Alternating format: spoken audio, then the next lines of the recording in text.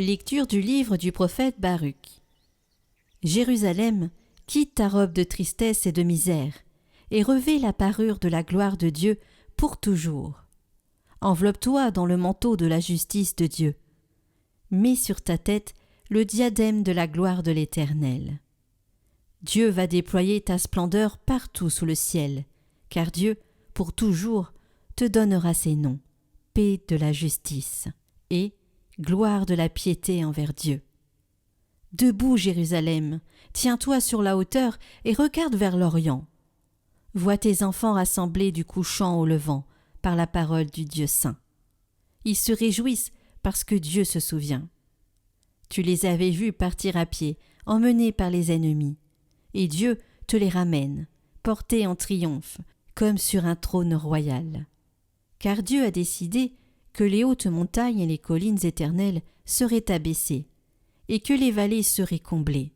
Ainsi la terre sera aplanie, afin qu'Israël chemine en sécurité dans la gloire de Dieu.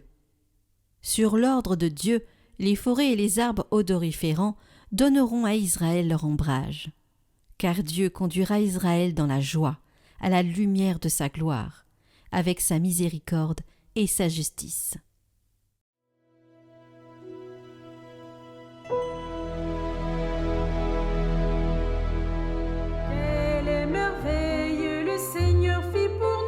Nous étions en grande fête. Quand le Seigneur ramena les captifs à Sion, nous étions comme un rêve. Alors notre bouche était pleine de rire, nous poussions des cris de joie.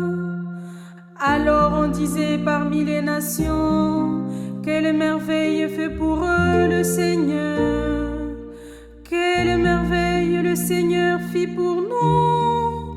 Nous étions en grande fête. Ramène, Seigneur, nos captifs, comme les torrents au désert, qui sèment dans les larmes, moissonnent dans la joie.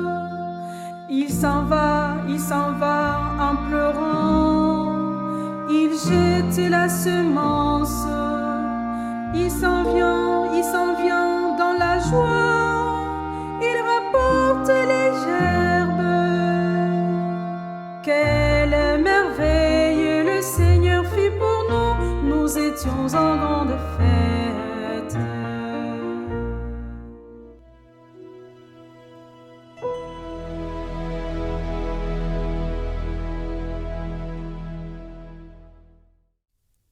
Lecture de la lettre de saint Paul apôtre aux Philippiens.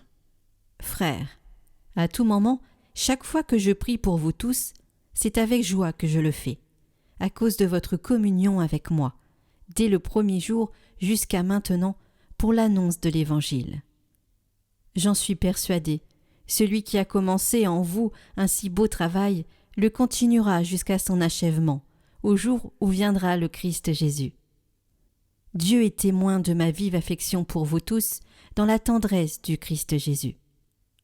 Et dans ma prière, je demande que votre amour vous fasse progresser de plus en plus, dans la pleine connaissance et en toute clairvoyance, pour discerner ce qui est important. Ainsi, serez-vous purs et irréprochables pour le jour du Christ, comblés du fruit de la justice qui s'obtient par Jésus-Christ, pour la gloire et la louange de Dieu.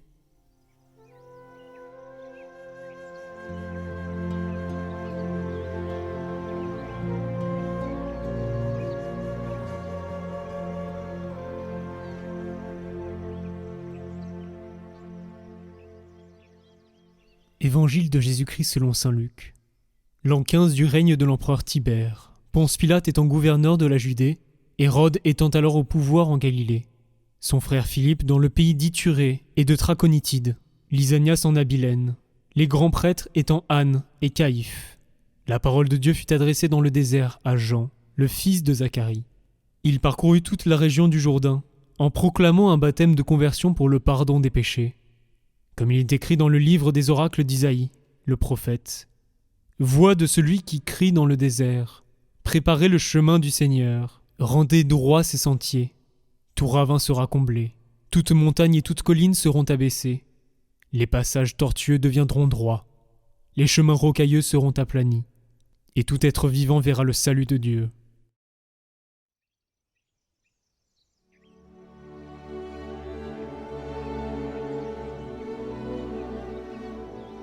L'Avent est ce temps unique où nous sommes invités à préparer notre cœur pour accueillir celui qui vient.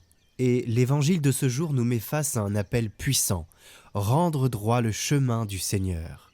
Mais concrètement, que signifie redresser les routes tortueuses de nos vies ?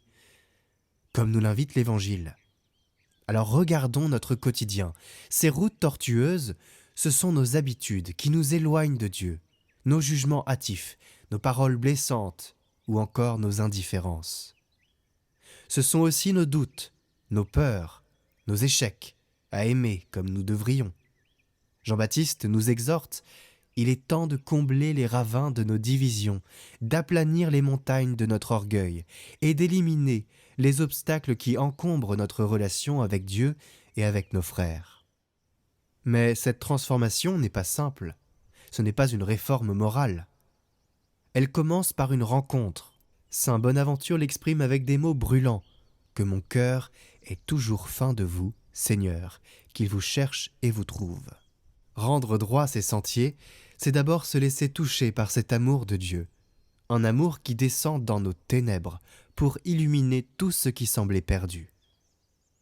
Et si nous avons l'impression que nos efforts sont vains, souvenons-nous de la promesse contenue dans les paroles du prophète Baruch. Dieu nous conduira dans la joie et la lumière de sa gloire. Cela veut dire que même lorsque nous tombons, c'est lui qui nous relève. Même lorsque nous échouons, c'est lui qui vient combler nos manques par sa miséricorde. Redresser les routes, c'est aussi regarder autour de nous. Combien de relations fracturées demandent à être réparées ? Combien de cœurs dans notre entourage sont fatigués d'attendre un mot d'encouragement ou un geste de tendresse.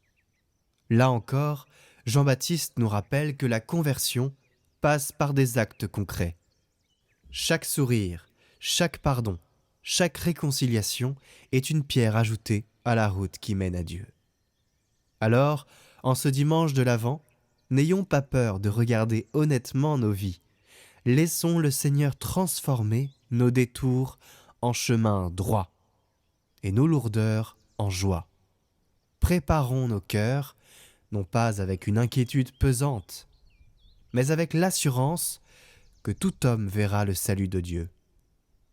Que cette espérance devienne notre force, que notre marche vers Noël soit lumineuse, guidée par l'amour et la vérité de celui qui vient à notre rencontre. Et préparons nos cœurs avec ce chant qui nous réjouit et nous invite à appliquer l'Évangile dans nos vies.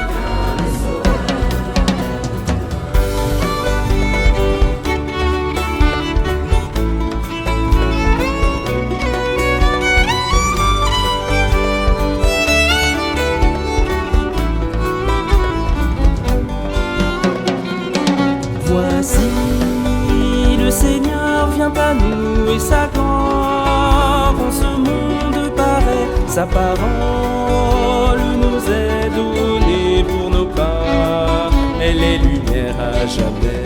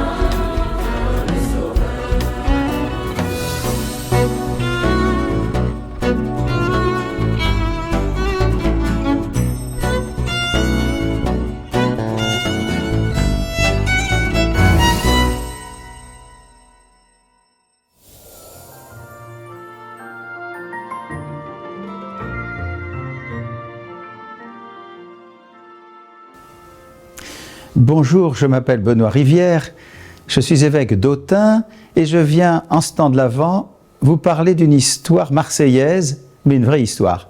C'est dans une église pauvre, une église peu lumineuse, sale, un samedi soir pendant une messe anticipée comme on dit, où il y avait très peu de monde. Il y avait un prêtre aveugle. Le temps de l'Avent, c'est le temps pour préparer la lumière de Noël. Eh bien, ce prêtre était aveugle et il y avait peu d'assistance, je le répète, et j'ai été frappé pendant l'homélie de voir le visage de ce prêtre et le visage d'une pauvre dame vieille au fond de l'église. Les deux ne pouvaient pas se connaître.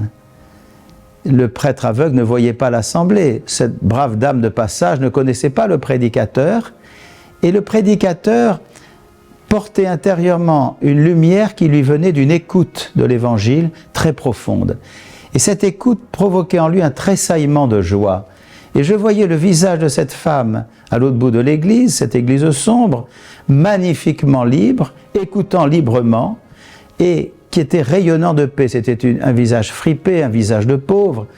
Et en voyant cette communication, j'ai pensé à vous qui m'écoutez maintenant, qui êtes dans le temps de l'Avent. N'écoutez jamais la parole de Dieu sans les autres. C'est-à-dire que lorsque vous méditez, lorsque vous priez, pensez aux autres. Et vous allez voir que l'Évangile va se mettre à tressaillir en vous.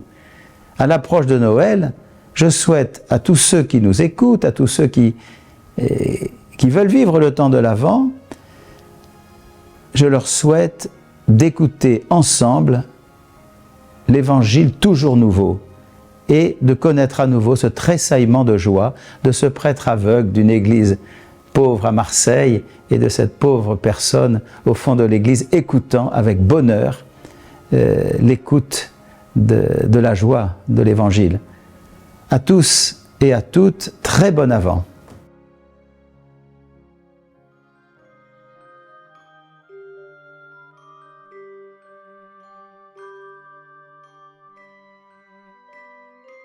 Prions pour toutes les intentions déposées en commentaire cette semaine. Notre Père, qui es aux cieux, que ton nom soit sanctifié, que ton règne vienne, que ta volonté soit faite sur la terre comme au ciel. Donne-nous aujourd'hui notre pain de ce jour. Pardonne-nous nos offenses, comme nous pardonnons aussi à ceux qui nous ont offensés. Et ne nous laisse pas entrer en tentation, mais délivre-nous du mal. Amen. Je vous salue Marie, pleine de grâce. Le Seigneur est avec vous. Vous êtes bénie entre toutes les femmes, et Jésus, le fruit de vos entrailles, est béni. Sainte Marie, Mère de Dieu, priez pour nous pauvres pécheurs, maintenant et à l'heure de notre mort. Amen.